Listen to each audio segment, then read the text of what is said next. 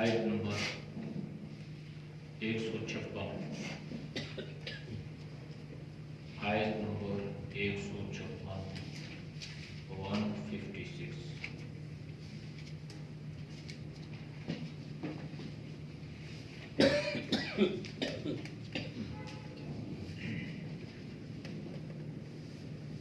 أعوذ بالله من الشيطان الرجيم. بسم الله الرحمن الرحيم. واكتب لنا في هذه الدنيا حسنة وفي الآخرة إنا هدنا إليك.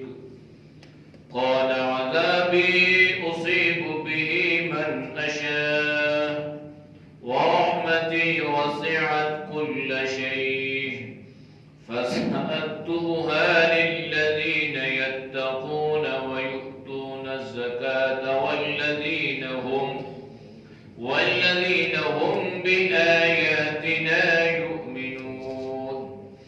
الذين يتبعون الرسول النبي الأمي الذي يجدونه مكتوبا عندهم في التوراة والإنجيل يأمرهم بالمعروف وينهاهم عن المنكر ويحل لهم الطيبات ويحرم عليهم الخبائث ويضع عنهم إصرهم والأغلال التي كانت عليهم.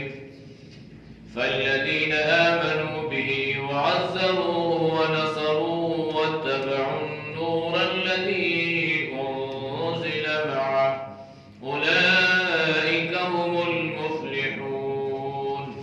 صدق الله العظيم. ترجمہ: وَاكْتُبْ لَنَا، اور لکھ لے ہمارے لیے، فی ہذہ دنیا، اس دنیا کی زندگی میں، حسنۃً بھلائی، وفی الآخرۃ، اور آخرت میں، انا بے شک، ہدنا ہم نے رجوع کیا، الیک تیری طرف. قال فرمایا، عذابی میرا عذاب، اصیب میں پہنچاتا ہوں، بھی اس کو، من جس پر اشاء میں چاہتا ہوں، ورحمتی اور میری رحمت، وسعت وسیع ہے، کل شیء ہر چیز پر، فسأکتبها پس عنقریب ہم اسے لکھیں گے، للذین ان لوگوں کے لیے، یتقون جو ڈرتے ہیں، وَيُؤْتُونَ الزَّكَاةَ اور دیتے ہیں زکات، وَالَّذِينَ اور وہ لوگ، ہم وہ، بِآيَاتِنَا يُؤْمِنُونَ ہماری آیات پر ایمان رکھتے ہیں، الَّذِينَ وہ لوگ، يَتَّبِعُونَ اتباع کرتے ہیں، الرسول رسول، النبی نبی، الأمی امی کا، الذی وہ جو، یجدونہ پاتے ہیں اس کو، مکتوباً لکھا ہوا، عندہم ان کے پاس، فی التوراۃ تورات میں، والانجیل اور انجیل، یأمرہم انہیں حکم دیا جاتا ہے، بالمعروف اچھائی کا، وینہاہم انہیں روکتا ہے، عن المنکر برائیوں سے، ویحل اور حلال کرتا ہے، لہم ان کے لیے، الطیبات پاکیزہ چیزیں، ویحرم اور حرام کرتا ہے، علیہم ان پر، الخبائث ناپاک چیزیں، ویضع اور اتارتا ہے، عنہم ان سے، اصرہم ان کا بوجھ، والاغلال اور توق، التی وہ جو، کانت ہے، علیہم ان پر، فالذین پس جو لوگ، آمنوا ایمان لائے، بھی اس پر، وعزروہ اور اس کی حمایت کی، ونصروہ اور اس کی مدد کی، वत्तबअू और इत्तबा किया अन्नूर अल्लज़ी नूर अल्लज़ी को जो उनज़िला उतारा गया माअहू उसके साथ उलाइका हुमुल मुफ़्लिहून यही वो लोग फलाह पाने वाले हैं। आयात का माक़बल आयात के साथ रब्त ये है, जनाब मूसा अलैहिस्सलातु वस्सलाम अल्लाह की बारगाह में रोते हैं, दुआ करते हैं, अपनी बेकसी अपनी आजिज़ी का इजहार फरमाते हुए कहते हैं अल्लाह ये जो लोग हलाक हुए हैं अगर तू चाहता तो इनको पहले भी हलाक कर सकता था। मकसद ये था कि अल्लाह इस वक्त इनको हलाक कर दिया गया है तो कौम जो पहले से बेवकूफ़ियों में मुब्तला है तो वो मज़ीद बेवकूफ़ी पे उतरेगी और ऐसा ना हो कि वो सब के सब हलाक कर दिए जाएं। लिहाजा अल्लाह तो हमारा वली है, हमायती है, मददगार है, मुश्किल कुशा है, हाजत रवा है, तो अल्लाह तो हमें हमारी कोताहियों पर लग़ज़शों पर अल्लाह तो हमें माफ़ भी कर और हमारे ऊपर रहम भी फरमा दे, इसलिए कि अल्लाह तो बेहतरीन माफ़ करने वाला है। फिर हज़रत मूसा अल्लाह के दरबार में इल्तिजा करते हैं और अल्लाह से याद करते हैं वक्तुब लना फी हाज़िही दुनिया हसना व फिल आखिरती, और अल्लाह हमारे लिए इस दुनिया में भी अच्छाई को लिख दे और आखिरत में भी। ये हजरत मूसा अल्लाह की बारगाह में अल्लाह के दरबार में सिर्फ अपने लिए नहीं बल्कि अपनी पूरी कौम के लिए, अपनी पूरी उम्मत के लिए ये अल्लाह से दरख्वास्त करते हैं कि अल्लाह हमारे लिए अच्छाइयाँ लिख दे, दुनिया में भी अच्छाई हो, आखिरत में भी अच्छाई हो। दुनिया में अच्छाई से मुराद ये है कि हर भलाई हर अच्छाई हमें मिले और तेरे गैर और गज़ब से, तेरे गुस्से से हम मामून रहें, महफूज रहें। और आखिरत में अच्छाई से मुराद ये है कि अल्लाह जब आखिरत में अच्छाई की सूरत में अल्लाह तो हमें जन्नत अता फरमाएगा तो तेरी नाराजगी से हम बच जाएंगे, तेरे गुस्से से हम महफूज हो जाएंगे। लिहाजा दीन और दुनिया की यानी दुनिया की भी और आखिरत की भी हमें अच्छाई अता कर दे।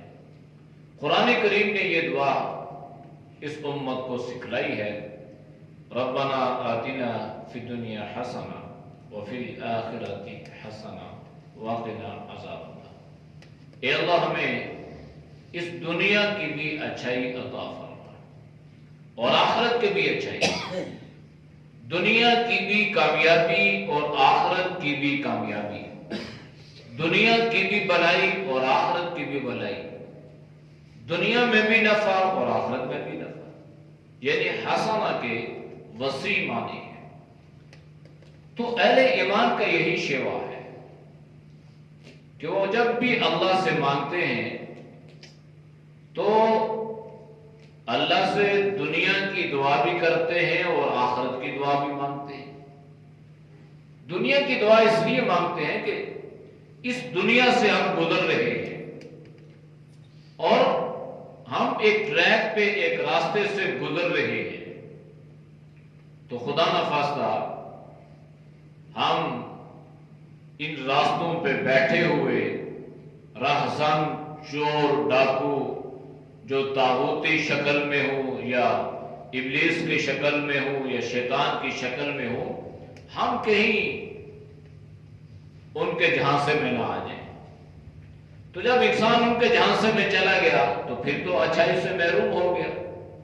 इसलिए हम दुनिया अल्लाह से मांगते हैं, भलाई की दुनिया, अच्छाई की दुनिया, فتنے والی دنیا اللہ سے نہیں مانگتے، نہ اللہ سے وہ مال مانگتے ہیں جو فتنے کا ذریعہ بنے، نہ اللہ سے وہ عزت مانگتے ہیں جو فتنے کا ذریعہ بنے، اور نہ اللہ سے وہ نعمتیں مانگتے ہیں جو دنیا میں انسان کو کسی فتنے میں مبتلا کر دیں، بلکہ ہر اعتبار سے اللہ سے ایسی چیزیں مانگتے ہیں جو دنیاوی طور پہ انسان کی کامیابی کا ذریعہ بنے۔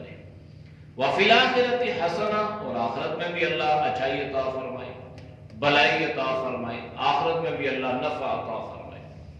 تو جناب موسیٰ علیہ السلام نے بھی اللہ کی بارگاہ میں یہی التجا اور یہی دعا کی، اور اللہ سے عرض کی اللہ ہمارے لیے دنیا میں بھی اچھائی لکھ دے اور آخرت میں بھی تیرے خزانوں میں کیا کمی ہے۔ اللہ کی رحمتیں وسیع ہیں، اللہ کے خزانے وسیع ہیں، اللہ کی مغفرت وسیع ہے۔ اور کہنے لگے اِنَّا ہُدْنَا إِلَيْكَ، اللہ ہم نے تیری طرف رجوع کیا، ہم تیری طرف پڑھتے۔ مراد یہ ہے کہ وہ جو قوم جن بے وقوفیوں میں مبتلا تھی، یا جو کچھ انہوں نے وہاں جا کر حیل اور حجت کی، تو آخر تیری طرف پلٹ گیا۔ اور انسانی فطرت اور مزاج یہ ہے کہ ہر چیز جو ہے یہ اپنی اصل کی طرف لوٹ کر آتی ہے، آج نہیں تو کل، کل نہیں تو پرسوں، لیکن تاریخ اپنے آپ کو دہراتی ہے، اور ہر چیز جو اصل ہوتی ہے اس میں جتنی بھی اونچ نیچ ہو جائے لیکن وہ اصل کی طرف لوٹ کر آتی ہے۔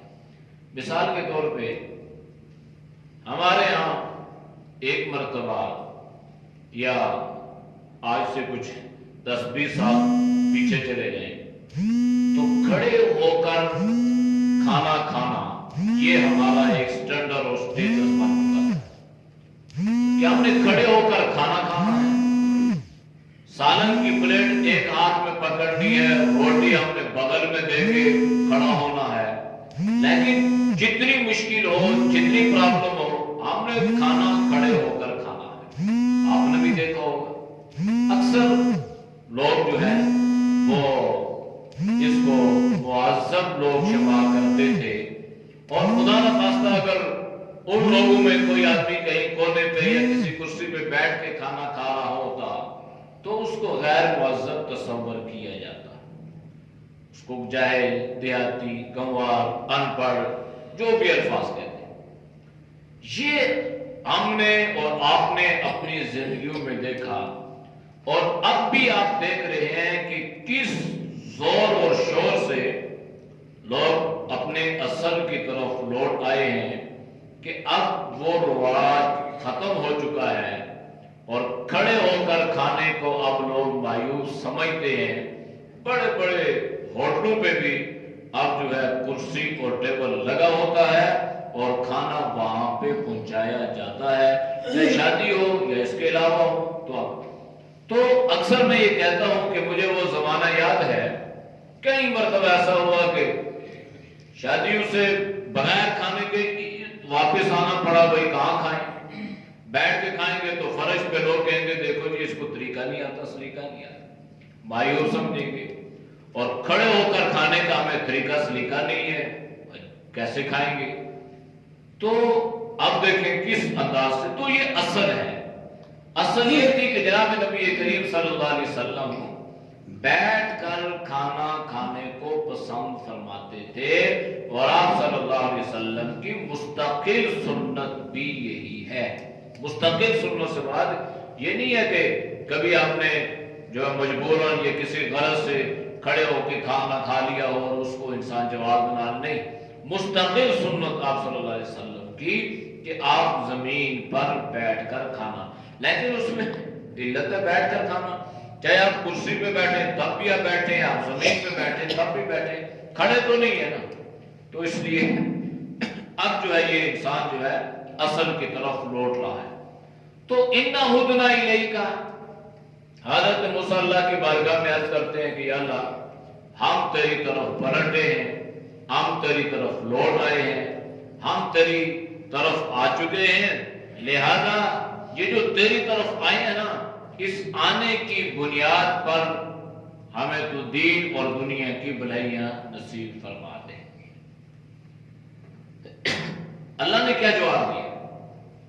اللہ نے یہ بھی فرمایا ٹھیک ہے، تم نے جو مانگا میں نے تجھے دے دیا، اور سب کو اچھے برے جو بھی ہے سب کے لیے میں نے دین اور دنیا کی اور آخرت کی بھلائی لکھ دی۔ نہیں، اللہ نے فرمایا قالا فرمایا عذابی میرا عذاب اصیب بہ من اشاء، جس پر میں چاہتا ہوں اس پر اپنا عذاب بھیج دیتا ہوں، میرا عذاب اس تک پہنچ جاتا ہے۔ تو اس میں حضرت موسیٰ علیہ السلام کو گویا اللہ نے تنبیہ کر دی کہ بھلائی عطا کروں گا لیکن شرائط کے ساتھ۔ یہ نہیں ہے کہ بغیر شرائط کے بھلائی عطا کروں، تو پھر امتحان کیسا، آزمائش کیسی کہ اعمال کرنے والوں کو بھی وہی ملے اور نہ کرنے والوں کو بھی وہی ملے، تو یہ تو ناانصافی ہو گئی، یہ تو ظلم ہو گیا، اور اللہ تو ظالم نہیں ہے، اللہ تو انصاف والا ہے۔ لہذا اللہ نے فرما دیا کہ یہ ذہن میں رکھ لو کہ میرے عذاب سے کوئی بچ نہیں سکتا، اور میرا عذاب ہر اس آدمی تک پہنچ جائے گا جس کے بارے میں میرا فیصلہ ہوگا۔ اور دوسری چیز یہ بھی سن لو وَرَحْمَتِي وَسِعَتْ كُلَّ شَيْءٍ، باقی یہ جو رہ گیا نا مسئلہ کہ میں دنیا کی اور آخرت کی بھلائیاں عطا کر دوں، تو یہ میں کر سکتا ہوں اس لیے کہ میری رحمت بہت وسیع ہے، اور میری رحمت ہر چیز پر بھاری ہے، اور ہر چیز جو ہے یہ جس کا وجود برقرار ہے یہ میری رحمت ہی کی وجہ سے ہے۔ اگر اللہ کی رحمت وسیع نہ ہوتی تو پھر اس کا تقاضا یہ ہوتا کہ اللہ اپنے ماننے والوں کو عطا کرتا، نہ ماننے والوں کو اللہ محروم کر دیتا۔ جو اللہ کو مانتے ہیں، اللہ کی عبادت کرتے ہیں، پھر تو اللہ ان کو کھلا عطا کرتا، ان کے رزق میں بھی اللہ وسعتیں عطا فرماتا اور زندگی بھی، اور جو اللہ کے قائل نہیں ہیں اور اللہ کی عبادت اور بندگی نہیں کرتے تو اللہ ان کو اس سے محروم کر دیتا۔ تو اللہ کی رحمت وسیع ہے، اس لیے اللہ انہیں بھی دے رہا ہے، اللہ اپنوں کو بھی دے رہا ہے، دشمن کو بھی اللہ عطا کر رہا ہے، سجن کو بھی اللہ دے رہا ہے، اپنوں کو بھی اللہ دیتا ہے، اور غیروں کو بھی اللہ محروم نہیں کرتا۔ یہ آیت اتری نا تو ابلیس نے اس پر بڑی خوشی کا اظہار کیا، اور اس نے کہا کل شیء، ہر چیز، تو ہر چیز میں بھی داخل ہوں، تو لہذا اللہ کی رحمت کا حق اور خاصہ جو ہے یہ میں بھی اس میں شامل ہوں، اور مجھے بھی اللہ کی رحمت اپنے گہرے میں لے گی، اور میں بھی اس رحمت کا مستحق ٹھہروں گا۔ لیکن آگے اللہ نے کیا فرمایا؟ آگے فرمایا فَسَأَكْتُبُهَا، رحمت تو وسیع ہے لیکن اس رحمت کو میں نے مقرر کر دیا، یا اس کو میں نے فرق کر دیا، یا اس کو میں نے لکھ دیا لِلَّذِينَ، ان لوگوں کے لیے یتقون، جو اللہ سے ڈرتے ہیں۔ پھر جب ابلیس اس آیت کو سنتا ہے تو وہ مایوس ہو جاتا ہے، اس لیے کہ وہ تو اللہ سے ڈرتا نہیں، اسے تو اللہ کا خوف نہیں ہے۔ اگر وہ اللہ سے ڈرتا تو اللہ کے سامنے وہ سجدے کا انکار نہ کرتا۔ تو اللہ نے فرمایا کہ رحمت تو بہت وسیع ہے لیکن میری رحمت کا حقدار اور مستحق وہی آدمی ہوگا، پہلے نمبر پہ جو متقی ہوگا۔ متقی آدمی جو ہے نا، اس کو ہر وقت اللہ کی رحمت اپنے گھیرے میں لیتی ہے۔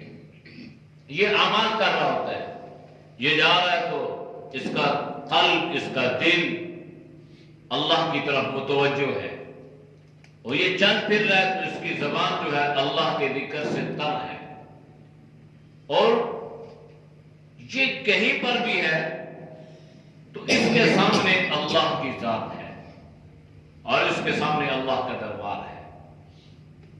گناہ کرنے پر قادر بھی ہو، کر بھی سکتا ہو، تب بھی نہیں کرتا، اس لیے کہ اس کا یہ ایمان اور یقین ہوتا ہے کہ میرا رب مجھے دیکھ رہا ہے، اور ہے طرح کی کوئی عورت خوبصورت اس کو اپنی طرف گناہ کی دعوت بھی دیتی ہے تو وہ کہتا ہے قال معاذ اللہ، میں اللہ کی پناہ میں آتا ہوں۔ تو اس لیے بنیادی جو چیز ہے وہ تقویٰ ہے، یہ اللہ کا خوف۔ جب ایک مسلمان کو اللہ یہ تقوی والی زندگی عطا فرما دیں تو اللہ اسے دنیا کی بھلائیاں بھی عطا کرتے ہیں، اور آخرت کی بھلائیاں تو ہے ہی اسی کے لیے۔ دنیا کی بھلائیوں سے مراد یہ نہیں ہے کہ اللہ اس کے مال میں وسعت کر دیتے ہیں، امیر بن جاتا ہے، نہیں۔ دنیا کی بھلائیوں سے مراد یہ ہے کہ اللہ اس کو اعمال پر استقامت عطا فرماتے ہیں، نماز پہ اللہ اس کو استقامت عطا فرماتے ہیں۔ کہیں پر بھی کیسی ہی صورتحال کیوں نہ ہو، گرمی ہو، سردی ہو، حالات موافق ہو، مخالف ہو، لیکن اس کی نماز جو ہے قضا نہیں ہوتی، نماز پڑھتا ہے۔ تو یہ تقوی کی صفات ہے۔ وَيُؤْتُونَ الزَّكَاةَ، زکات بھی دیتے ہیں، یعنی میں اپنی رحمت، اللہ فرما رہا ہے، ان لوگوں کے لیے لکھ دوں گا جو تقوی اختیار کرتے ہیں اور اللہ کے راستے میں اپنا مال بھی خرچ کرتے ہیں۔ زکات، کیونکہ زکات جو ہے یہ مالی عبادت ہے اور یہ اسلام کا رکن ہے، اس پر ایمان لانا یہ فرض ہے، اس کی ادائیگی فرض ہے، اور عدم ادائیگی یعنی اس کا ادا نہ کرنا شریعت کی نظر میں فاسق اور فاجر ہے، اور اس کا انکار کرنے والا دائرہ اسلام سے خارج ہے۔ حضرت ابوبکر صدیق رضی اللہ تعالی عنہ نے ان لوگوں کے خلاف اعلان جہاد کیا تھا جنہوں نے زکوٰۃ کی ادائیگی سے انکار کر دیا تھا۔ تو زکوٰۃ ایک مالی عبادت ہے۔ یہ زکوٰۃ اللہ نے کیوں رکھی ہے؟ تاکہ انسان کے دل میں اس مال کی محبت نہ آئے، اور دوسری وجہ یہ ہے کہ لفظ زکوٰۃ جو بنا ہے اس کا معنی ہی پاکیزہ، حالانکہ زکوٰۃ پاکیزہ نہیں ہوتی، وہ تو میل کچیل ہوتا ہے۔ اب یہ جو میل کچیل ہے اصل میں یہ بقیہ مال کو پاک و صاف و ستھری کرنے والی ہے۔ اسی لیے نبی کریم صلی اللہ علیہ وسلم نے فرمایا تھا کہ بنو ہاشم پر لوگوں کا میل کچیل حرام، جائز نہیں ہے، ان کے لیے مناسب نہیں ہے۔ تو اصل اس کی علت یہ ہے کہ انسان کے دل میں اس کی محبت بھی نہ ہو، اور انسان خرچ بھی کرتا رہے اور دوسرے غرباء اور فقراء کی ضروریات کو بھی اس مد میں پورا کرتا رہے۔ وَالَّذِينَ هُمْ بِآيَاتِنَا يُؤْمِنُونَ، تیسری چیز یہ بیان فرمائی کہ میں اپنی رحمت ان لوگوں کے لیے لکھوں گا جو میری آیات پر ایمان رکھتے ہوں گے۔ آیات سے مراد اللہ کی نشانیاں ہیں، آیات سے مراد انبیاء علیہ السلام ہیں، آیات سے مراد ہر زمانے کی جو انبیاء علیہ السلام پہ کتابوں کا نزول ہوا ہے وہ کتابیں مراد ہیں۔ تو ہر کتاب پر ایمان رکھنا یہ ضروری ہے۔ اس لیے اسلام جو ہے نا یہ بہت اعتدال والا مذہب ہے۔ اسلام جو سب کو مانتا ہے نا، سب کو، وہ تو بالکل راہ راست پہ ہے، اور جو کہتا ہے نہیں یہ ٹھیک نہیں ہے، یہ ٹھیک ہے، یہ ایسا ہے، یہ ایسا ہے، وہ اعتدال پہ نہیں ہے۔ حضرت آدم علیہ السلام سے لے کر جناب نبی کریم صلی اللہ علیہ وسلم جتنے رسول، نبی، پیغمبر اللہ نے بھیجے، ایک مسلمان کے لیے ضروری ہے کہ سب پر ایمان رکھے۔ ایمان کے لیے یہ ضروری ہے کہ سب پر ایمان، اور کافر ہونے کے لیے یہی کافی ہے کہ کسی ایک کا انکار، یا ایک کی گستاخی، یا ایک کی شان میں بے ادبی۔ اب ہم حضرت موسیٰ علیہ السلام کو بھی مانتے ہیں، حضرت عیسیٰ علیہ السلام کو بھی مانتے ہیں، حضرت داؤد علیہ السلام کو، حضرت ابراہیم کو مانتے ہیں، ان کی تعلیمات کا ذکر کرتے ہیں، ادب کی نگاہوں سے دیکھتے ہیں، اور خدا نخواستہ بے ادبی کے بارے میں انسان سوچ بھی نہیں سکتا، تصور بھی نہیں کرتا۔ اسی طرح اگر آگے چلتے ہیں تو اسی طرح حضرات صحابہ رضوان اللہ علیہم اجمعین سب کو مانتے ہیں، اس لیے کہ اللہ کے نبی نے خود فرمایا کہ جس نے حالت ایمان میں مجھے دیکھا، بلکہ آپ نے فرمایا کہ صرف مجھے نہیں بلکہ میرے دیکھنے والوں کو دیکھا، اس پر جہنم کی آگ حرام ہے۔ یعنی صحابہ پر بھی اور صحابہ کو دیکھنے والے تابعین رضوان اللہ علیہم اجمعین پر بھی۔ تو اعتدال یہ ہے کہ جس نے حالت ایمان میں جناب نبی کریم صلی اللہ علیہ وسلم کی زیارت کی، ایمان پر اس کا دنیا سے کی رخصتی ہوئی، انتقال ہوا، شہید ہوا، کچھ بھی ہوا، تو اللہ کے نبی نے فرمایا کہ یہ پکا جنتی ہے۔ لہذا اس میں تخصیص نہیں کرتے کہ فلاں نے یہ کیا اور فلاں نے یہ کیا اور فلاں نے ایسا کیا، نہیں۔ اعتدال یہ ہے کہ جب اللہ نے ان کا ذکر فرما دیا تو ہم کون ہوتے ہیں کہ ان کے بارے میں تخصیص کریں، اور تاریخ کے آئینے میں ہم صحابہ کرام کی زندگیوں کو پرکھنے کی کوشش کریں کہ تاریخ یہ کہتی ہے اور فلاں کتاب یہ کہتی ہے اور فلاں میں یہ لکھا ہے۔ تو اس اعتبار سے ہمارے پاس تاریخ کی سب سے بڑی کتاب اللہ کا قرآن ہے، تو اللہ کے قرآن نے تو ذکر کر دیا سب کے بارے میں، تو یہ اعتدال ہے۔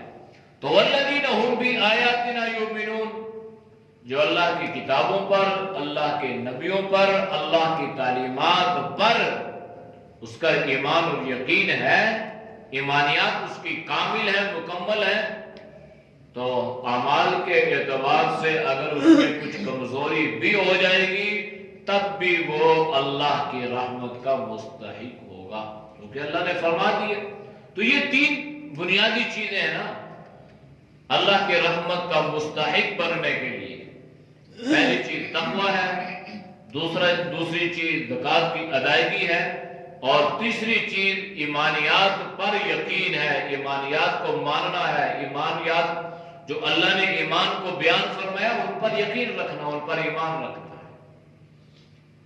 الذین یتبعون الرسول النبی، اور چوتھی چیز اللہ نے وہ یہ بیان فرمائی ہے کہ وہ لوگ جو اتباع کرتے ہیں الرسول، رسول کی، النبی، نبی، الامی، امی۔ یہ رسول النبی الامی، اس سے مراد جناب نبی کریم صلی اللہ علیہ وسلم ہے۔ رسول کا الگ معنی ہے، نبی کا الگ معنی ہے، اور امی کا الگ معنی ہے۔ میرے خیال میں اس آیت میں تفصیل ہے، انشاءاللہ اس کو کل بیان کریں۔ اعوذ باللہ من الشیطان الرجیم، بسم اللہ الرحمن الرحیم، واکتب لنا فی هذه الدنیا حسنۃ وفی الآخرۃ انا ہدنا الیک قال عذابی اصیب به من اشاء ورحمتی وسعت كل شيء فسأكتبها للذين يتقون ويؤتون الزكاة والذين هم بآياتنا يؤمنون۔ صدق الله العظيم۔ الحمد لله رب العالمين والعاقبة للمتقين والصلاة والسلام على النبي الكريم۔ یا اللہ ہم سب کے صدر اکبر گناہوں کو معاف فرما، گناہوں سے حفاظت فرما۔ یا اللہ ہم سب کو تقوی طہارت والی زندگی، پاکیزگی والی زندگی نصیب فرما۔ یا اللہ ہر طرح کی غلاظتوں سے، خباثتوں سے، گمراہیوں سے، حماقتوں سے اللہ تو ہم سب کی حفاظت فرما۔ یا اللہ پوری امت کی حفاظت فرما۔ یا اللہ تو ہم سب کو دین دنیا کی بلہمیاں نصیب فرما۔ یا اللہ دونوں جہانوں کی عزتیں عطا فرما۔ یا اللہ دونوں جہانوں کی کامیابیاں عطا فرما، دونوں جہانوں کی بلہمیاں نصیب فرما۔ یا اللہ جو مسلمان دنیا سے رخصت ہو چکے ہیں اللہ ان کی مغفرت فرما، بیماروں کو شفا عطا فرما، جو پریشان حال ہیں اللہ ان کی پریشانیوں کو دور فرما۔ یا اللہ جو بیمار ہیں گھروں میں، اسپتالوں میں ہیں، مرد ہیں، عورتیں ہیں، یا اللہ اپنے فضل سے، اپنے کرم سے یا اللہ تو سب کو صحت ایمان والی زندگی نصیب فرما۔ وصلی اللہ تعالی علی نبی الامی وعلی آلہ وصحبہ اجمعین برحمتک یا ارحم الراحمین۔